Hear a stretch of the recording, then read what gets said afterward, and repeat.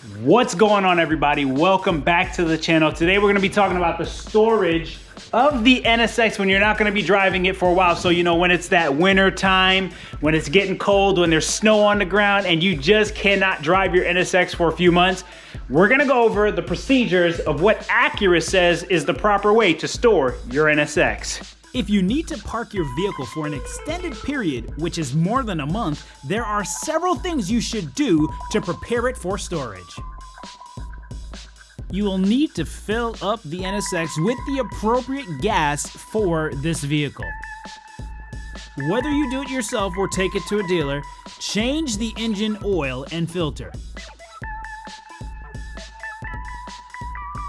Completely wash and dry the exterior of your NSX.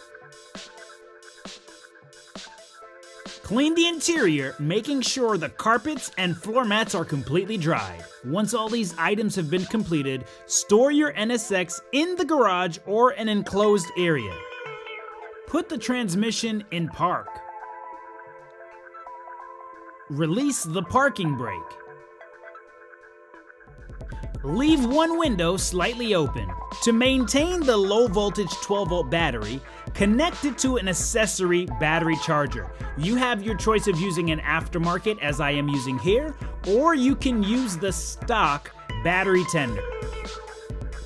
Connect the charger to the port in your vehicle, whether that is the stock or aftermarket, and once that is safely secured, you may close the hood and proceed to the next step. If the vehicle is being stored for a longer period of time, it should be supported on jack stands to raise the tires off the ground to prevent tire flat spotting. Support the front wiper blade arms with a folded towel or rag so they do not touch the windshield.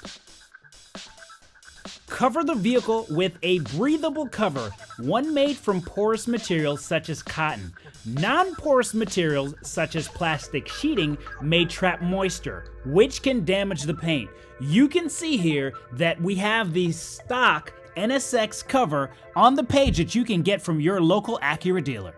If possible, remove the vehicle from the garage or enclosed area. Remove covering and periodically run the engine until it reaches full operating temperature. Preferably do this once a month.